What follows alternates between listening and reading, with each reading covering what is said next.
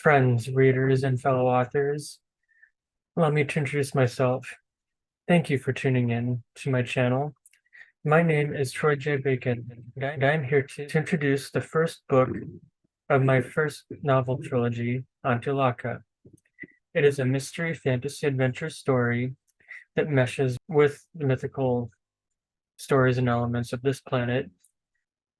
Let me tell you a bit about what it is about and how it got started. So, first, I'll explain that it's about a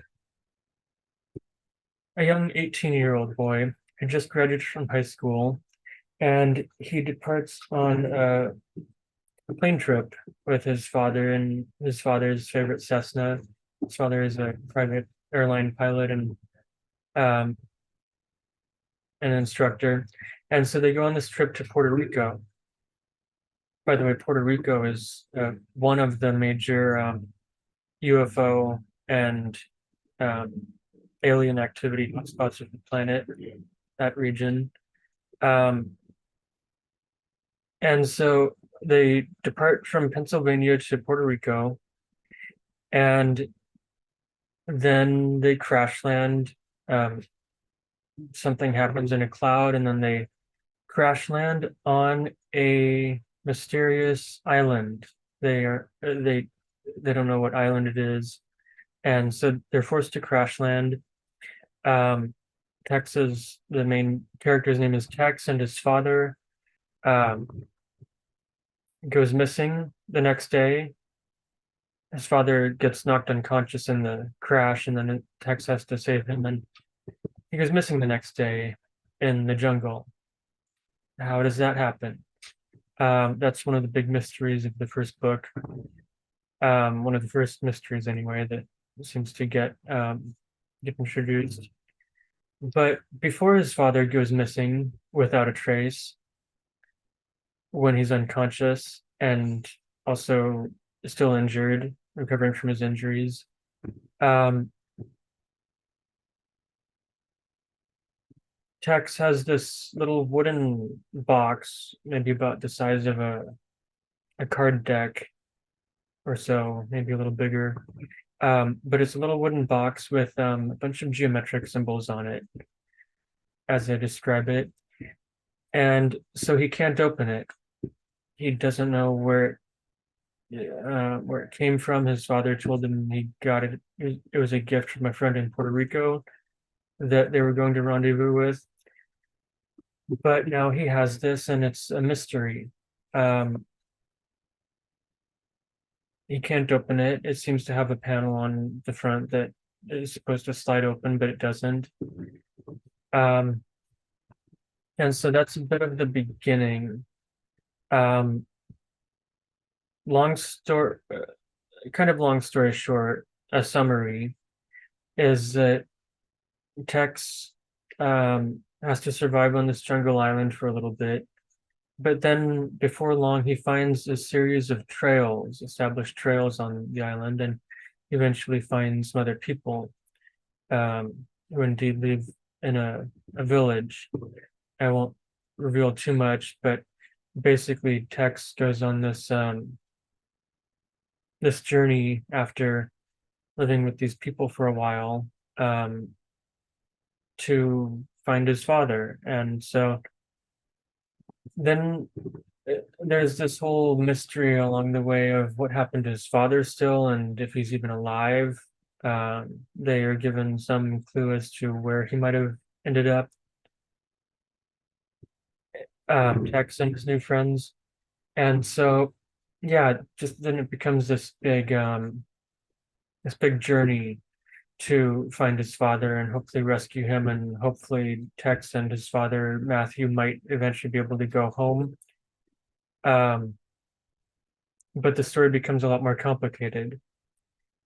And so that's a bit about the story. It also not only is a mystery fantasy adventure novel, but it is Antyalaka. I will feature the book on the screen here, the cover, the final cover, and I'll be able to release it starting on Amazon soon. and then release it to other bookstores soon, starting with a paperback edition. Um, yeah, so it's in its early phases, and I already have started writing book two. But so the whole trilogy, the first book really bleeds into the second book, I think, pretty well. And then I'm going to have to make sure that the second book ends at a kind of a cliffhanger and mysterious place, but then also bleeds into the third book, which ties up a lot of all of the loose ends, of course, of some of the calamity of the second book. And so I want to say that this whole trilogy is like an epic hero's journey, also coming of age of young Tex, as he's only 18. And at first he thought that his life was ruined crashing on an island, but then eventually he learns that there might be more, and in some ways he starts a new life. But it becomes this big hero's journey involving mythical creatures too, or almost mythical level creatures of my own creation. Um, Creatures that really should not be on a jungle island, actually, some of them. But they are still animals that kind of, um, in a complicated way or a mysterious way, seem to be both spirit animals that are experienced in dreams and physical animals that are experienced in real life, waking life. So there's this also um, meshing or bleeding together of the dream realm and then the waking realm. And that's a kind of a major part of the story all throughout it. Um, and so it's mythical. And a lot of the way it also involves kind of philosophical elements as well. From here on, I'll get into how the story got started, how I started writing this book actually 9 years ago, just over 9 years ago. And so with the power of the number nine, I'm bringing it to a completion. Um, and so it was when I was 18 myself, I had my second in-person meeting with Einstein, the Crystal Skull, which is feature a picture, but a large 33-pound quartz crystal skull that is apparently ancient. He's been studied by scientists, measured and investigated by various people, and there's no evidence that he was carved in any sort of modern era. No evidence that he was carved by primitive ancient metal tools or even stone tools. Um, I've held him and felt him, and he's really quite an enigma himself because he's two grades of quartz crystal with a fine seam around his eye level that you can see that it's two different types of quartz crystal, but in one creation. And his surface it has its own texture that it's not quite perfectly smooth. It has its own smoothness, but it also has lots of little what I remember as dimples or pockets in it that are kind of like air bubble pockets almost, and he has these big indentations um, on his where his temples are basically, or the sides of his cranium, oval indentations, and it's quite fascinating. Einstein, the Crystal Skull. His current caregiver, Carolyn Ford, is also quite a fascinating, amazing woman. And so it was in my second in-person meeting with Einstein, the Crystal Skull, that I received quite a, a powerful and profound initiation blessing from him. And the promise of this initiation that indeed did come true is that I was meant to be doing something or a type of work, especially involving my hands, that was meaningful. And so the promise was that it would, um, something would come together or culminate in a sense, shortly after that initiation while I was holding him. And indeed, 2 weeks after that event, I was sitting with one of my other little crystal skulls. It's not right near me, but it was actually in the shower. I was meditating in the shower, and I just got this profound knowing, very clear knowing and sense that it was time now for me to start writing my novel. And I had some actually visions and um, inspirations and ideas floating around in my head for maybe years before that, about a novel or a fiction story that I might write, or I knew that I had this in me to become an author someday. And so then I started writing, and the first night was just writing out like a bullet pointed outline of ideas for the book, the ideas I had. And then the second night was where I really got around to writing the first chapter or the first draft.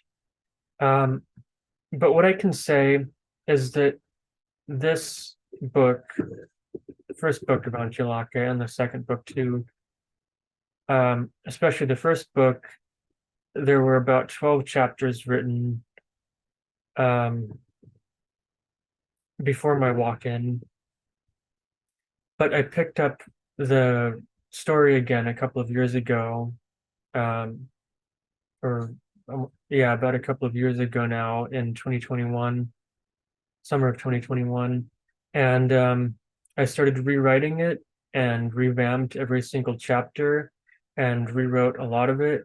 I kept some of the more spiritual and mythical elements and kind of the skeleton of the story, and also some destined scenes that I had already, that my walkout had already made.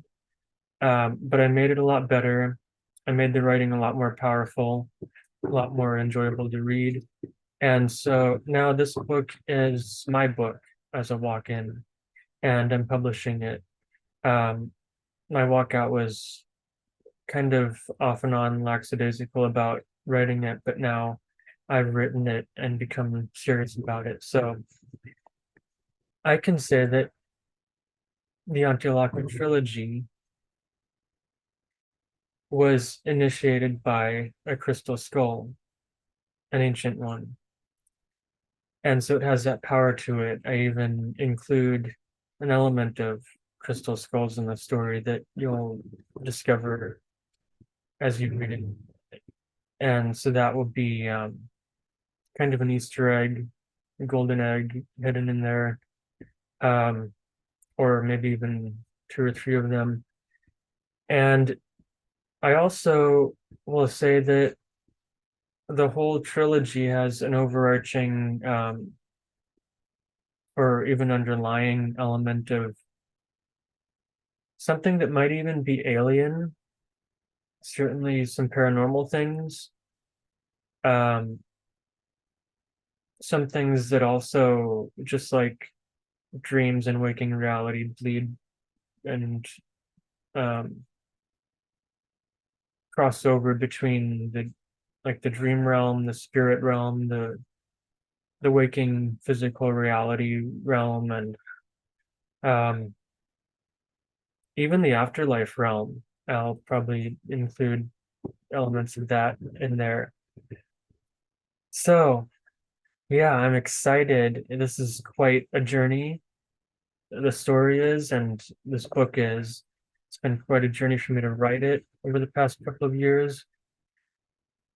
Antyalaka Book One is the beginning. The subtitle is Mysteries on a Jungle Island.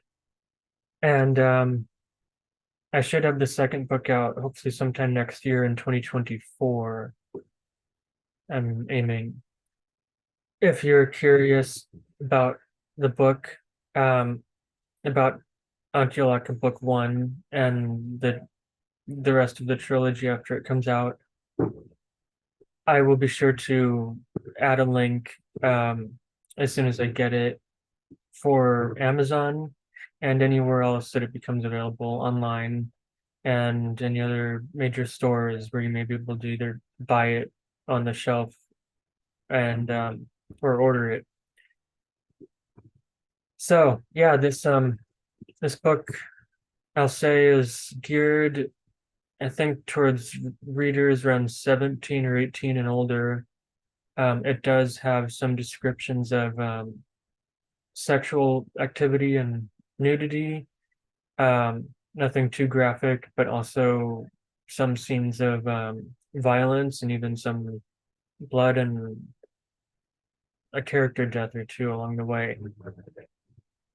Thank you for watching this introductory video to Antyalaka Book One, and I hope that you find your book, your passion, your talent, your purpose, and I will see you on another adventure.